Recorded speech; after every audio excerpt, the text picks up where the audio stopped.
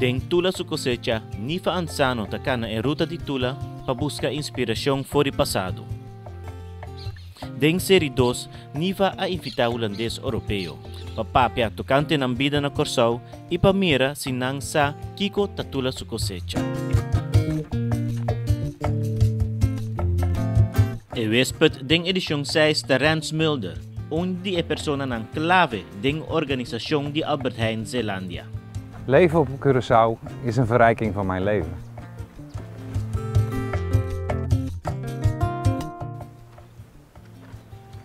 Hallo. Hi Niva. Hoe is het? Gaat het? Heel goed. Ja? Ja. E ruína de Landhuis Fontein nota fácil panha. Ete queda tour escondi den mundo de Fontein e Série Negra. Piedad para lugar com tanto importância den história de Corsau. Ik begin hier het gevoel te krijgen dat we eigenlijk in het landhuis zijn. Met die stenen en zo. Dan is er weinig van over. Ja. Ik ben benieuwd hoe de rest Ja? eruit ziet. Zeker. Landhuis Fontein. Of wat er over is gebleven.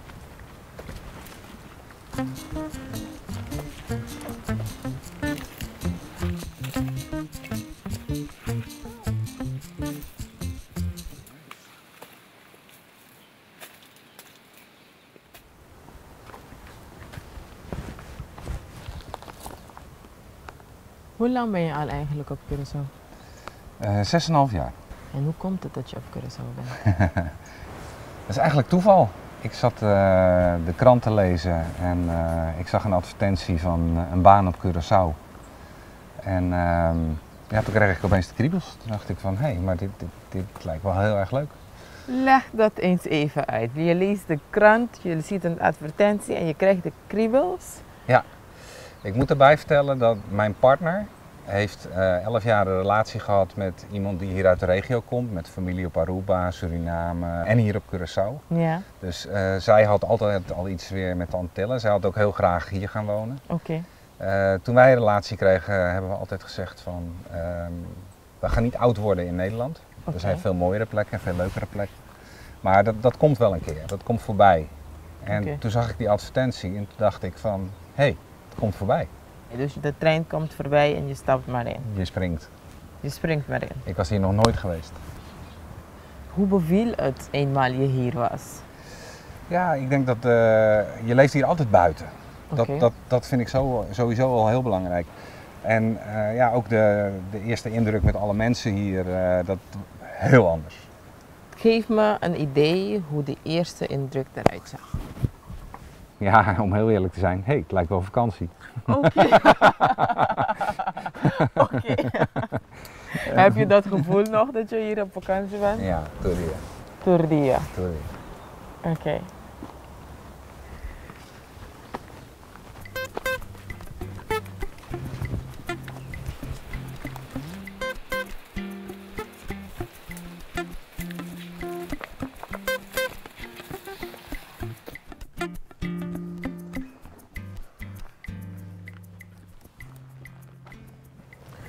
Wat is er hier op Curaçao dat je zegt dat dat het is dat jou bindt aan dit eiland?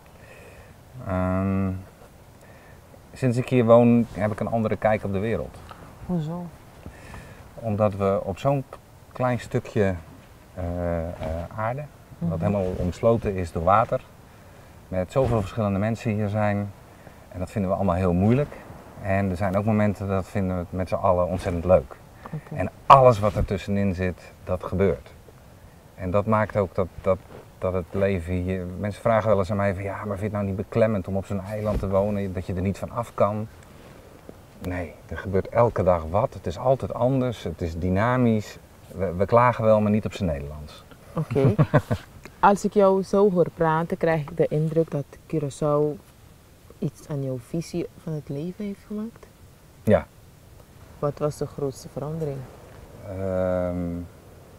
Dat Nederlands van die bedweters zijn.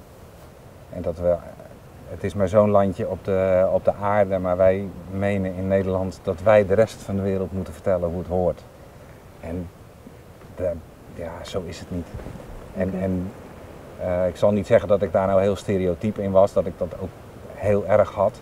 Maar ik ben me wel heel bewust dat we vanuit zo'n denkpatroon zijn opgevoed en leven. En dat probeer ik nu los te laten. Okay. De rest van de wereld is veel groter dan Nederland. En is veel diverser dan Nederland. Soms hebben mensen de indruk dat Nederlanders hier naartoe komen. En ze willen alles wat ze hebben achtergelaten in Nederland weer terugnemen. Zowel regels als gedragingen. Alles. Wat denk je daarover? Want muziek mag niet hard zijn, dat moet zachter. Nederlanders hebben in Nederland hun mond zo vol over dat allochtonen zich aan moeten passen aan Nederland en aan de gewoonten in Nederland. Dan moet je het andersom ook doen. En als je dat niet op kan brengen, ja, dan moet je hier niet komen wonen.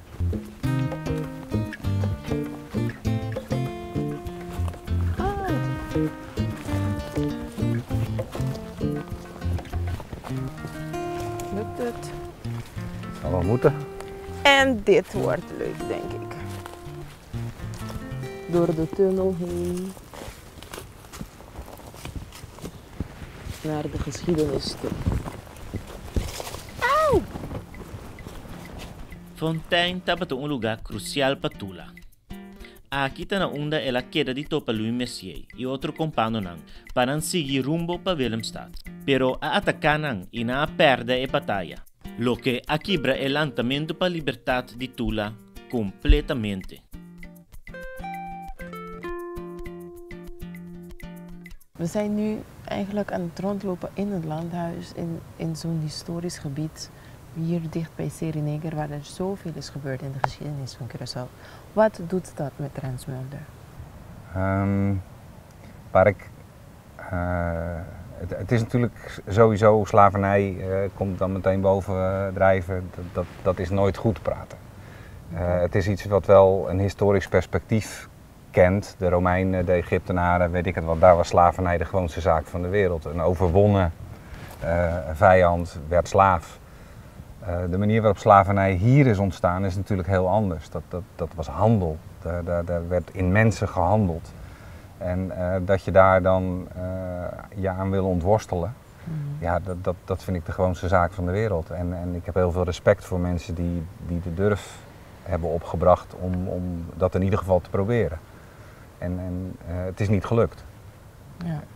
Dat is het trieste ervan en dat heeft enorme slachtoffers gebracht. Okay. Heeft dat wetenschap invloed op je werk? Ja en nee. Ik vind eerlijk gezegd dat ik daar geen rekening mee moet houden. Want we leven nu. Oké. En dan bedoel ik we, als in alle mensen met alle verschillende achtergronden die op Curaçao wonen. En het teruggrijpen naar toen is teruggrijpen naar een romantisch verhaal. Okay. En daar kan ik eerlijk gezegd niet zoveel mee. Ik kan alle begrip hebben voor hoe mensen het nu hebben en hoe ik ze daarmee kan helpen. Maar ik kan niet zoveel met het teruggrijpen van ja, mijn ouders waren, of mijn overgrootouders waren slaven. Maar het verleden is heel belangrijk voor het heden. Tot hoever heb jij het gevoel dat het oké is om terug te kunnen grijpen uit het verleden? Dat kan zo ver teruggaan als nodig is of als waar het belang op dat moment zit. En dan is slavernij hier natuurlijk een heel groot belangrijk ding. Dat is absoluut waar. Maar als je in Nederland kijkt, de Tweede Wereldoorlog is zo'n soort eikpunt waar half Nederland zich aan vasthoudt. Als je die vergelijking maakt, en Nederland heeft ook een slavernijverleden. Niet in de zin dat de afstammelingen slaven waren, maar wel dat ze slavendrijvers waren. Okay. Denk je niet dat Nederlanders ook naar dat stuk van hun verleden terug moeten grijpen? Ja, ik vind dat ze zich bewust moeten zijn dat het onderdeel van hun verleden is. En ik denk dat als je een stuk hebt wat niet zo chic is, wat niet zo mooi is, dan zal je er ook niet zo makkelijk naar teruggrijpen. Dan stop je dat liever weg. Ik heb op school wel over slavernij gehoord. En ze hebben verteld dat er 9 meisjes met krulletjes en botjes in het haar. En dat waren de plaatjes die we kregen. Ja. natuurlijk niet op realiteit gebaseerd. En dat is het beeld wat ik zeg maar, op dat moment als kind mee heb gekregen. Later, levend in het hier en in het nu, kom je echte donkere mensen tegen. En je praat met ze en je leert ze kennen en daar krijg je een heel ander beeld bij. En dat bedoel ik met de realiteit van het hier en het nu. Het plaatje wat je voorgeschoteld wordt is prima, maar wat is de realiteit? Kennis is zo'n ding, die wordt beïnvloed door wie het je overgedragen heeft. En wat is waar? Ieder kan jou een verhaal vertellen en morgen blijkt het anders te zijn. De aarde was plat en nu blijkt die opeens rond. Dat soort dingen bedoel ik daarmee. Betekent dat dat je dan als mens zelf uit op moet om feiten te vinden en om je eigen beeld te creëren? Je eigen waarheid te maken en je daar goed mee te voelen en daarmee te kunnen leven met andere mensen. En dan bepaal je zelf welke onderdelen in die waarheid zitten en hoe ver je daarin wil gaan. En daar kunnen stukken geschiedenis daarin zitten. Maar dat is een stuk opvoeding, denk ik, vanuit je ouders. Maar dat is ook je eigen ervaringen met andere mensen. Ik ben opgevoed in een gezin waar de ouders behoorlijk getraumatiseerd zijn door de Tweede Wereldoorlog. Dus bij ons kon nooit wat, want alles was duur en alles was moeilijk en de kinderen hadden de oorlog niet meegemaakt. Maar daar kan ik vandaag niks mee. Okay. Ik weet dat mijn ouders in die oorlog het slecht hebben gehad en dat vind ik ook, dat is verschrikkelijk. Maar daarom hoef ik het toch niet slecht te hebben en de mensen om me heen niet en daarom moet ik toch niet zorgen dat andere mensen het slecht krijgen. Ik zou juist zeggen het tegenovergestelde. Doe met de wetenschap van het verleden nu goed.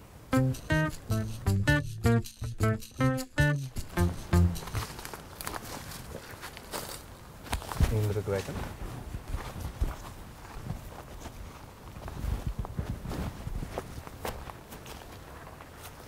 Wauw.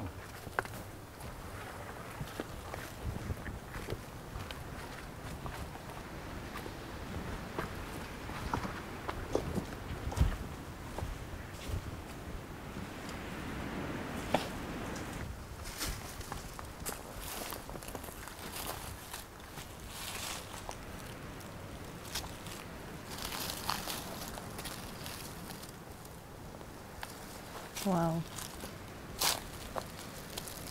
Die muur is zo dik. Hou je de warmte buiten naartoe. En ik heb de deuren ingezeten die zijn rond. Ja. En daar heeft een balk in gezeten. Ja.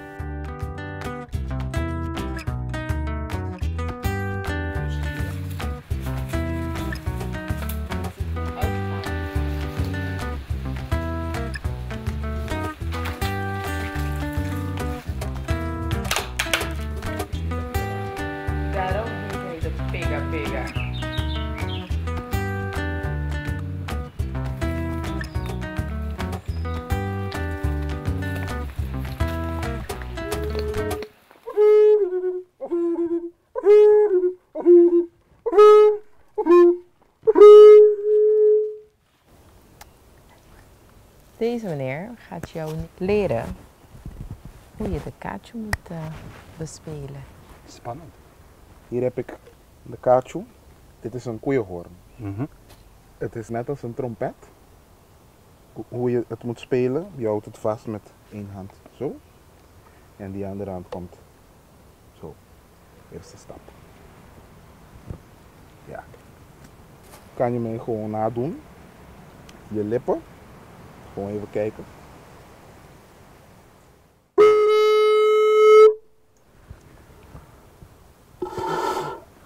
Oké. Je moet de adem vanuit je buik halen. Niet van de nek. De lippen.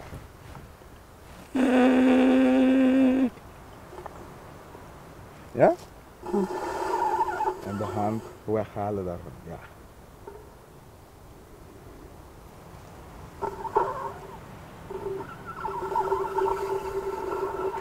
Hoe doe je dat? Nee. Kijk, je kan het gewoon proberen met die lippen. Gewoon zonder die koeienhoorn te spelen. Gewoon dit doen. En Probeer dat.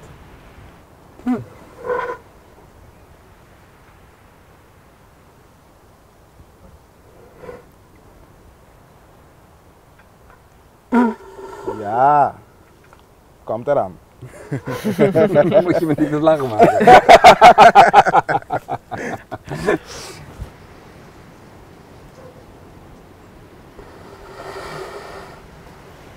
Maar het is moeilijker dan je denkt. Die raving zoeken op.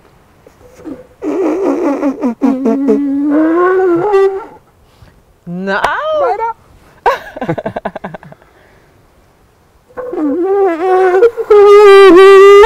Nou. Wauw! Oké. En nu de vierde van Beethoven nog.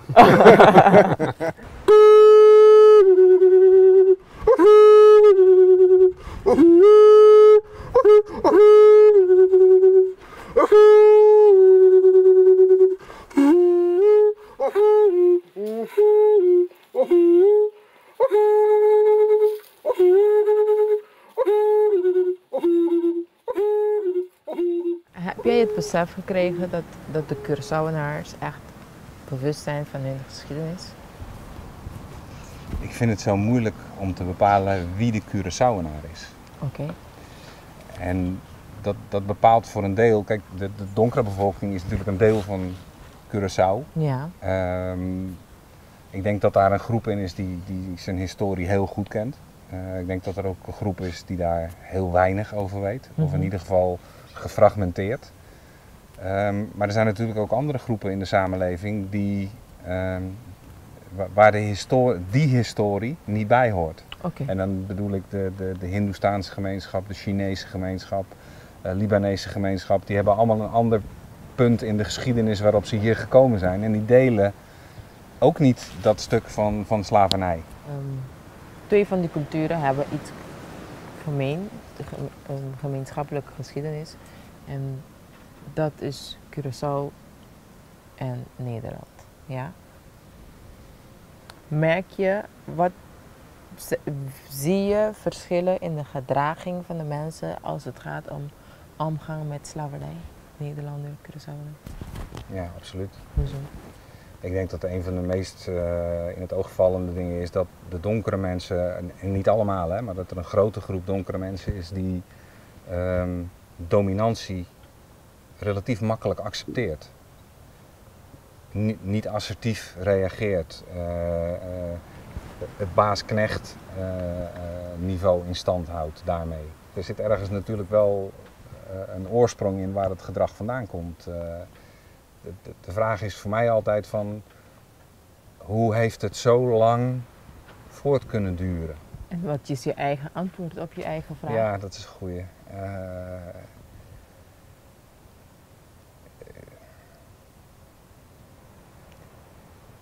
De Nederlander is in ieder geval niet gestopt met dominant zijn. En de Nederlander heeft natuurlijk ook heel sterk iets waar we het eerder over hadden, van dat hij de wereld gaat vertellen hoe het allemaal moet. Dat betekent ook veel Nederlanders zien overal kansen. Dus die komen hier op een eiland op vakantie en zien hoe dingen lopen en denken meteen, oh, kan ik verbeteren. Maar daarmee zeg je impliciet dat dat wat er nu is niet goed is. Nou, dat is redelijk beledigend, vind ik. Want misschien zijn de mensen wel heel tevreden met de manier waarop het nu gaat. Wat is een van de eerste waarnemingen die jij hebt gehad en je zei, oh, deze mensen doen het goed? En dan bedoel je de donkere mensen die zich ontworstelen aan. Ja, nee, waar ik dat in zie is mensen die wel assertiviteit tonen en wel vragen durven stellen. Waarom wil je dat van mij? Waarom moet ik dat doen? Maar dat is dan weer gebonden aan wat je gewend bent, maar iets waar je niet aan gewend bent. Je bent hier gekomen, er waren zoveel nieuwe dingen dat je hebt gezien en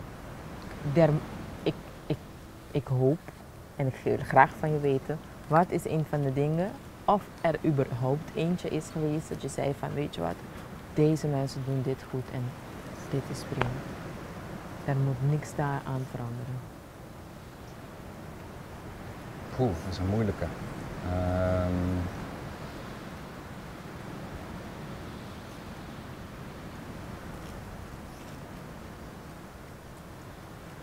sorry, maar dit is een lastige. Daar heb ik zo niet een antwoord op.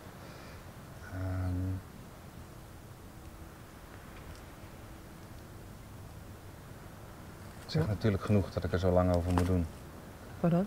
Het zegt natuurlijk genoeg dat ik er zo lang over na moet denken. Het schiet me zo niet een voorbeeld te binnen waar ik van denk van, och, dat is me nou heel erg opgevallen. Nou, laat ik zo zeggen, wat me onlangs opviel.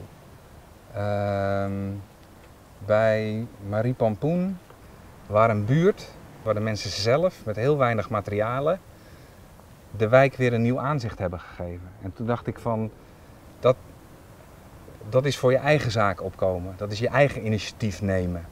En dat vond ik opvallend. En het ziet er hartstikke leuk uit ook nog.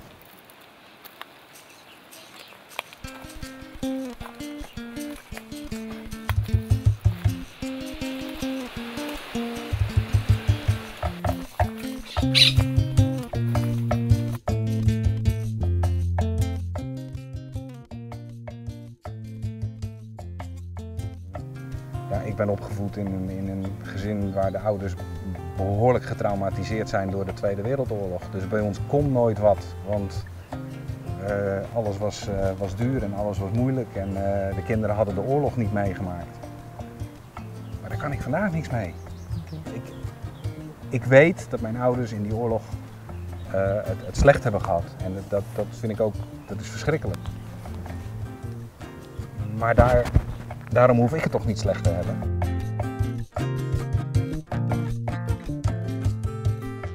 Ik heb iets voor je. Als bedankje van het hele team krijg je deze hele pop. Douche. Ja, dat je het niet meer vergeet. Dat doe ik zeker niet. Met een kaartje met bedankje van het hele team. Ik heb het heel graag gedaan. Oké, en je krijgt ook nog dit boek van ons. Met een kleine boodschap erbij. Oké, mag ik lezen? Tuurlijk. Wow, kleine boodschap. Ja, en het luidt zo. Romantische nuchterheid. Speel voor mij de tong van de wind, dansend op de maat van de struiken. En laat de stenen uit het verleden met hun stille zwijgen anekdotes vertellen, die ik me alleen maar kan voorstellen. Verbeeldingen die ik in mijn hart draag, met wederzijds respect en romantische nuchterheid. Super, dank je. Heel mooi. Heel mooi boek ook. Dankjewel.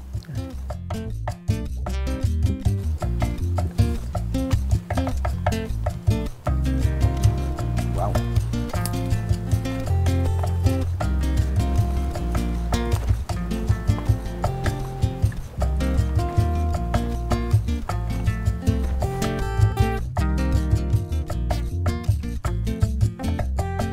En siguiente edición de Tula su cosecha, ni fatakanaku Ana Marico Holten, empresario na Peter Maismal.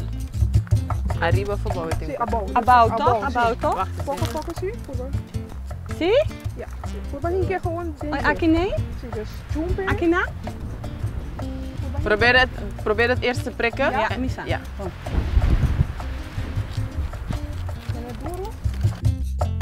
Corda visitanos riba internet.